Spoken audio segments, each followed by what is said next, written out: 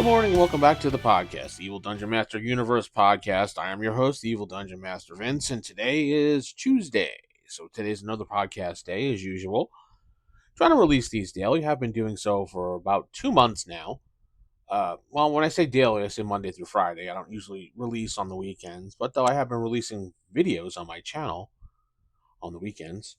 And I will say the channel is growing very fast and very good, and I like the fact that I'm putting 2 to 3 videos out sometimes per day with shorts. Put out shorts on the channel just to attract people to the channel, and it works. Taking out YouTube ads as well to highlight certain videos, and that brings in a lot of people because they see the video and an ad. Just using the tools that YouTube gave me so I could, get my channel exposed out there to people. Same thing with Spotify.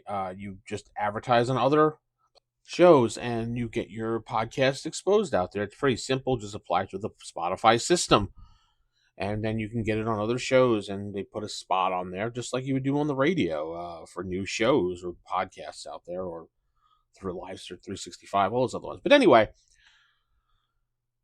today, evildm.com is my website where you can follow everything as well. Facebook.com/The Evil Dungeon Master, and on Twitter, The Evil DM is where you can contact me for any information and to see what I'm doing living rent free in someone's head.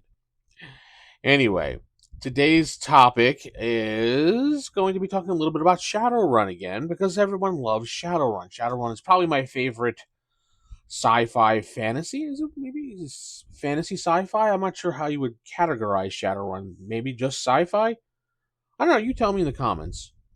But I got this email from Lucas, and he says, "Hey DM, I see you did a bunch of podcasts on Shadowrun. And I was wondering, since Shadowrun has a variety of character archetypes, yeah. From Decker to Street Semonite to Shamans and to Mages, how do you ensure each archetype can shine and feels equally important in a campaign?" It's it's a good question, Lucas, because you can look at it from the point of view of any game, really. I mean, that has certain classes or archetypes in there. When you're planning out a mission, you're going to want to give each character uh, kind of like a spot in there that they can do something. So if you're planning a mission on breaking in somewhere and getting some data, obviously if you have a Decker in your party, that's going to be his opportunity to try to hack the cameras, get into the system, turn them off, unlock doors and things like that. That's going to be his part of the thing.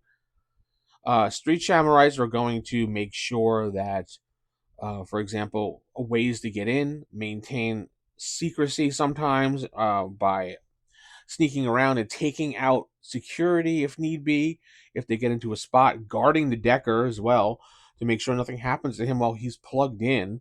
Because remember, in Shadowrun, well, at least the edition I played, the wireless doesn't exist. It's all jacking yourself in.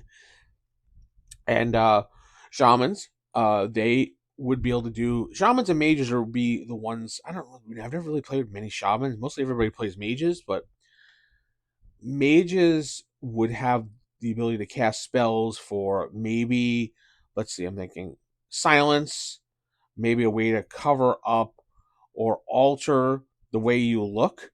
So when you go inside of a building, somebody sees something different.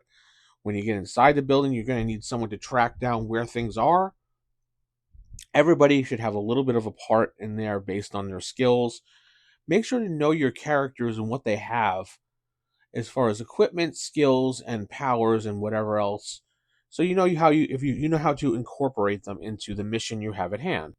You're also going to want to remember that something that people want combat in Shadowrun, the ability to use their shiny weapons or their awesome gun that they got, fixed and smart linked and goggled up so they can get that perfect shot off when they're trying to, kill somebody. You're always going to have those people, but you're also going to have those people that want to talk. So you have to have your faces. You have to have ready for a way for your face to have an adventure as well. So maybe you could have the face try to talk his way into the building as a distraction, and maybe he wants to see somebody. And while he's doing that, the other characters are hacking their way in, breaking in, going to where they need to go to get the information, and basically having a good time. That's how I would run missions. Just make sure everybody has a little piece of the pie and nobody's left out. Riggers, obviously, they are a little bit different. Sometimes they don't have a lot to do. Sometimes they have a ton of stuff to do. The last time I remember someone playing a rigger, he used a lot of drones and kind of stayed back in the background while his character, while he used the drones to do everything else, like trying to figure out ways inside the building, analyzing situations from the sky with his drones. So there's always something everyone can do when it comes to playing Shadowrun. And right now, I'm kind of heavily getting back into Shadowrun Second Edition myself. So this is actually a good exercise in my mind here.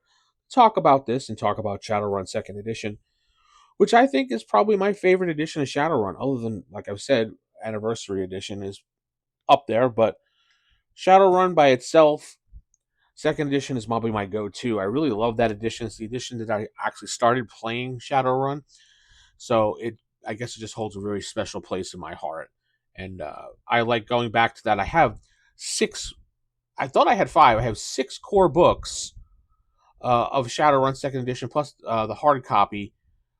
Sadly, none of them are 11th edition printing, which I really need because that has all the errata and everything in it that is needed to correct everything. But I guess I can always print that out and just put it as a note on the side of the book or something. But yeah, so that's how you would handle that situation. Other things in news, I'll be running a Shadowrun Second Edition actual play podcast that will be up on Spotify. I'll let people know what that is.